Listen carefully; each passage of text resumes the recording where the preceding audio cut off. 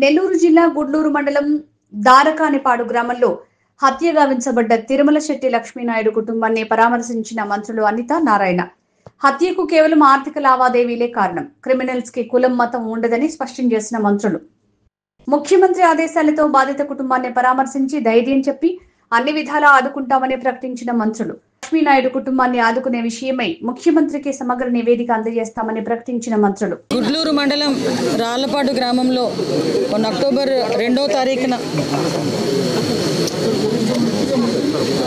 2వ తారీఖున మనకి జరిగిన సంఘటన మనందరికీ తెలుసు. చాలా దురదృష్టకర సంఘటన.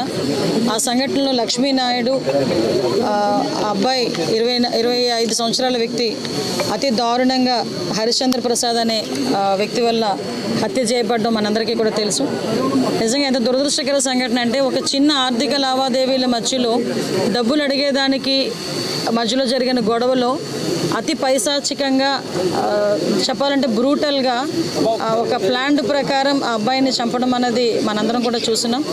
ఇన్ఫర్మేషన్ తెలుసుకున్న వెంటనే పోలీసులు ఇమీడియట్గా ఆ అబ్బాయిని మనం పట్టుకొని మళ్ళీ రిమాండ్ కూడా పంపించడం జరిగింది.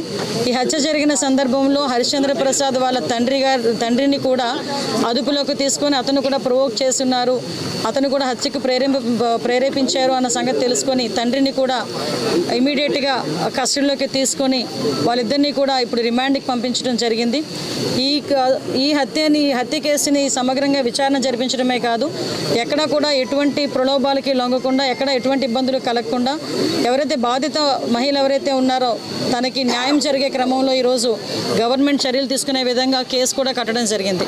ఈ ఆర్థిక లావాదేవీలతో పాటు ఈ అమ్మాయిని కొంచెం హెరాస్మెంట్ కూడా చేస్తున్నాడు అన్న సంగతి తెలుసుకొని ఇమీడియట్గా దాని మీద కూడా కేసులు కట్టడం జరిగింది. ఇమీడియట్గా రిమాండ్కి కూడా పంపించడం జరిగింది.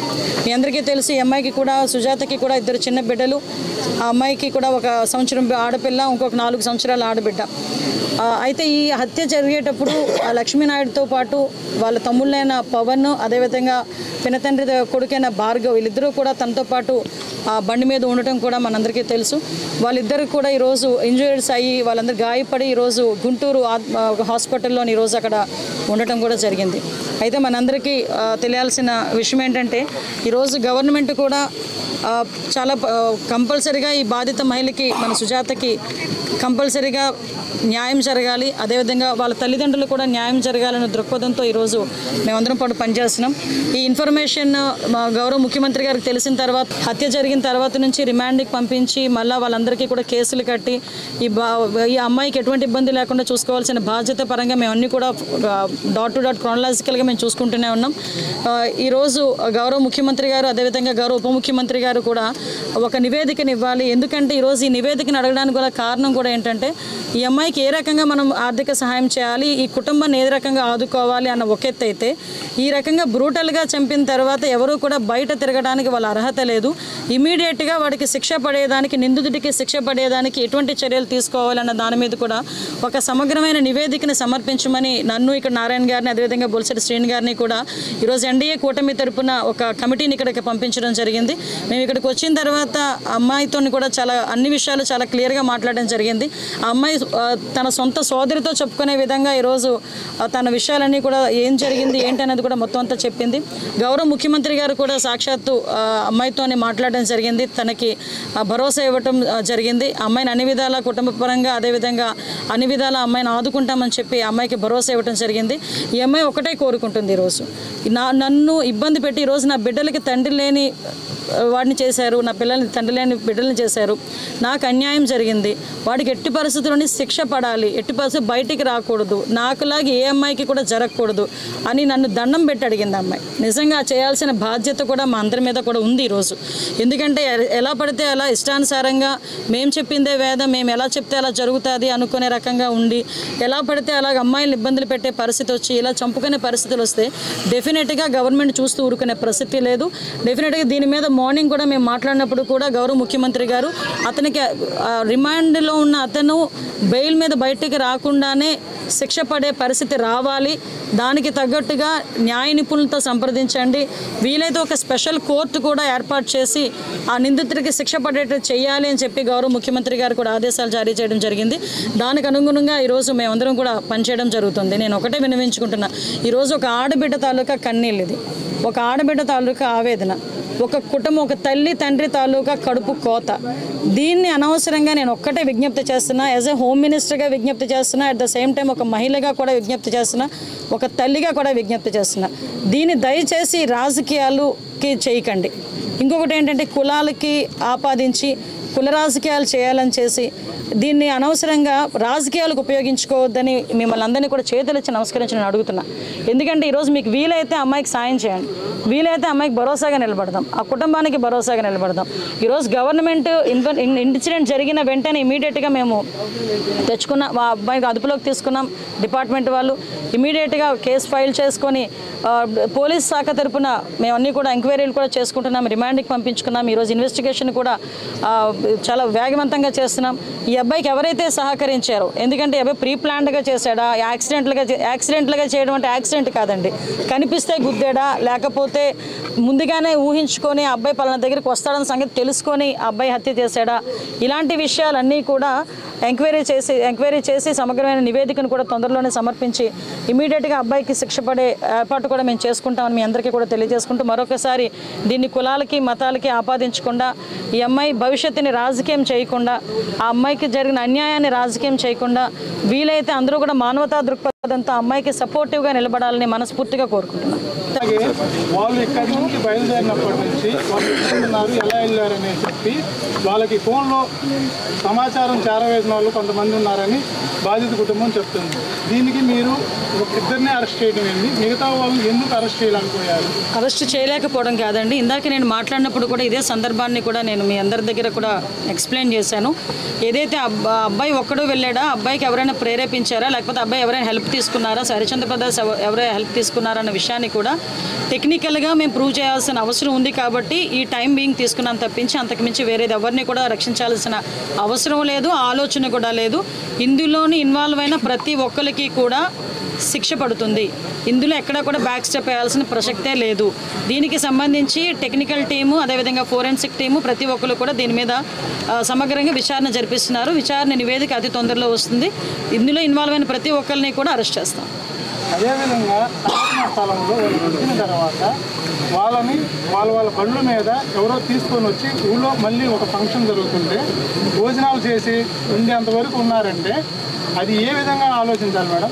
మీరు ఒకటే విషయం కనుక్కోండి. ఇప్పుడు అక్కడ హత్య జరిగింది, ఆ హత్యని కంపల్సరీగా ముందు ఇమీడియట్గా అక్కడ ఇద్దరు క్షతగాతలు ఉన్నారు, గాయపడిన వాళ్ళు ఉన్నారు, వాళ్ళిద్దరినీ కూడా ఇమీడియట్గా అక్కడ నుంచి హాస్పిటల్కి పంపించాలి.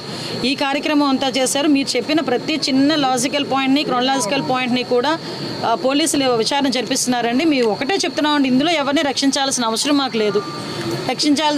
అంత కంపల్సరీగా ఇందులో ప్రతి ఒక్కరిని కూడా ఇన్వాల్వ్ అయిన ప్రతి ఒక్కరిని కూడా శిక్ష పడేటట్టు మేము చేసుకుంటాం, అందరినీ కూడా అరెస్ట్ చేస్తాం.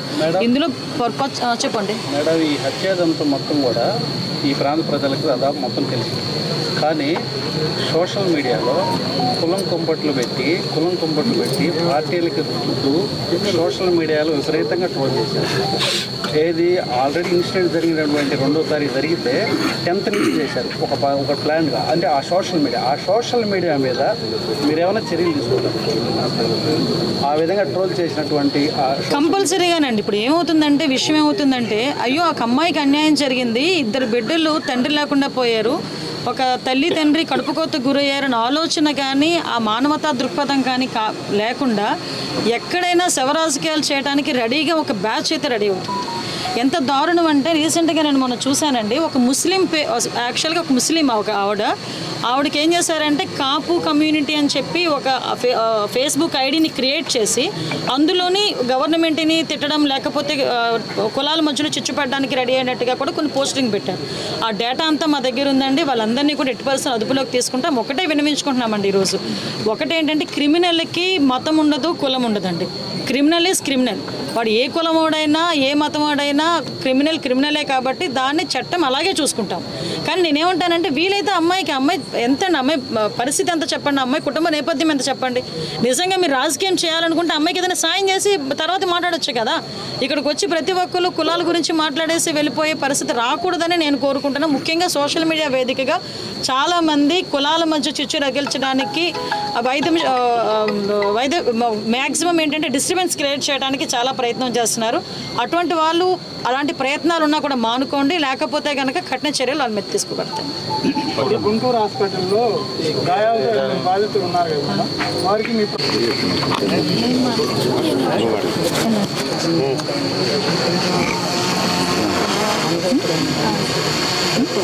నా సమస్య అంతా నేను మేడం గారికి చెప్పుకోవడం జరిగిందండి. నాకు సీఎం సార్ కూడా, చంద్రబాబు నాయుడు సార్ కూడా మాట్లాడారు, పవన్ కళ్యాణ్ సార్ కూడా మాట్లాడారు. దీని గురించి చర్యలు గట్టిగా తీసుకోవాలని నేను కోరుకున్నాను. ప్రభుత్వం నాకు నేను కోరుకునేవన్నీ చేస్తామని చెప్పారండి. సార్ కూడా నాకు ధైర్యాన్ని చెప్పారు, మేము ఉన్నామని చెప్పారండి. కేసుని అయితే నేను గట్టిగా టేకప్ చేస్తానని చెప్పారు. అతన్ని అయితే బయటికి రానివ్వండి అని చెప్పారండి. నేను కోరుకున్నదంటే ఒకటేనండి, ప్రభుత్వాన్ని, సార్నైనా మేడంనైనా ఎవరినైనా నేను కోరుకునేది ఒకటే, నాకు జరిగిన అన్యాయంలాగా మీరు చూపించండి. దీన్ని రాజకీయం కానీ కులం కానీ చేయకండి దయచేసి. అది నాకు ఇబ్బందిగానే ఉందండి, మీరు అలా చేయడం కూడా నాకు అలానే ఇబ్బందిగా ఉంది. నేను ప్రతి వాళ్ళకి చెప్పేది ఒకటేనండి, దీన్ని రాజకీయం కానీ కులపరంగా కానీ చేయొద్దండి.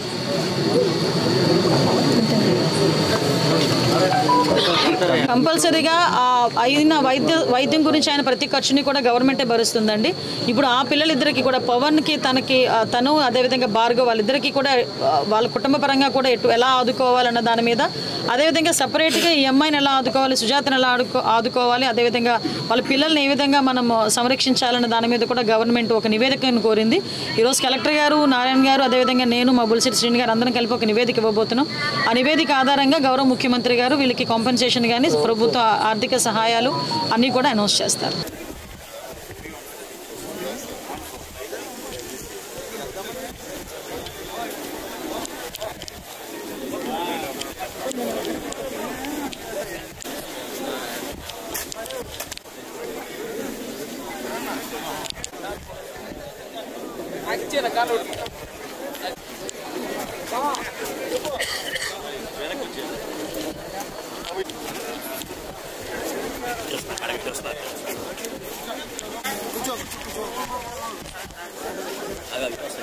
మనం ముందుకు పోవడం వేస్ట్ ఆగి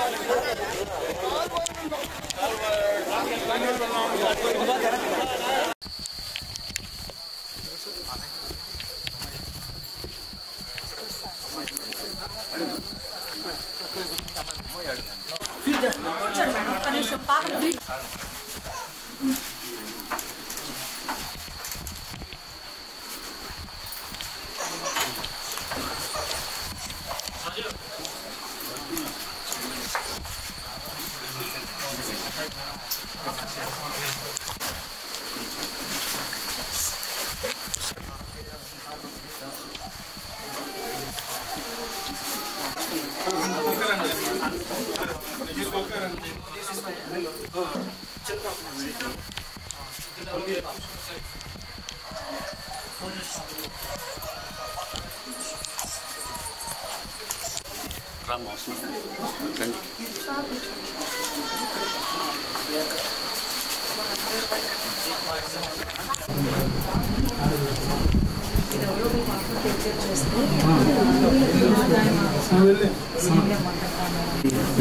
కంటిన్యూ చేస్తాను సార్, నెంబర్ ఇవ్వా తర్వాత తీసుకుంటాను. ఎమ్మెల్యే గారు ఫోటో ఈ ఫోటో అమ్మాయి తీసుకోవాలి.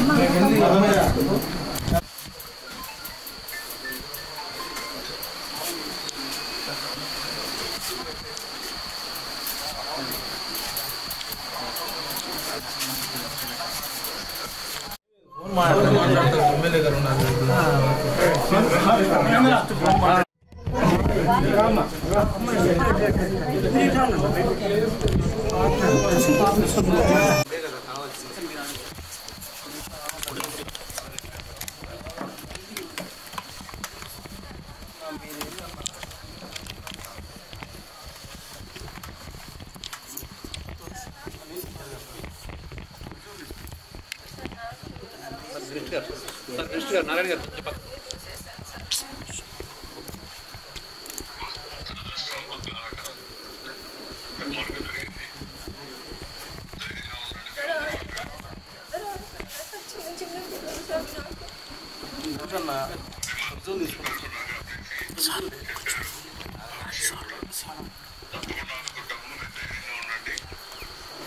ఎవరైతే జరిగిందో వాళ్ళని వదిలిపెట్టే సమస్య లేదు. వారికి కూడా కుటుంబాన్ని అనుకుంటాం. నేను ఏం చేయాలో చెప్తారు, సందర్భంగా చేస్తాం.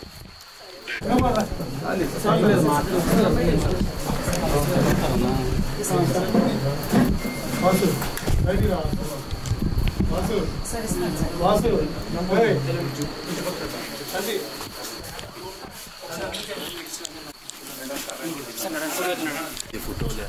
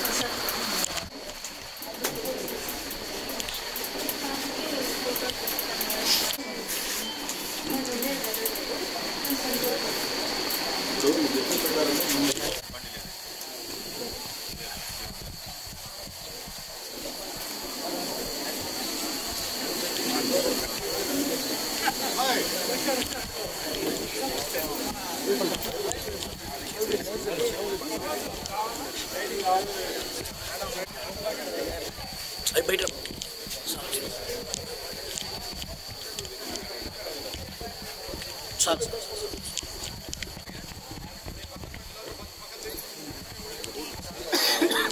ఏమో అరుణ గారు కొంచెం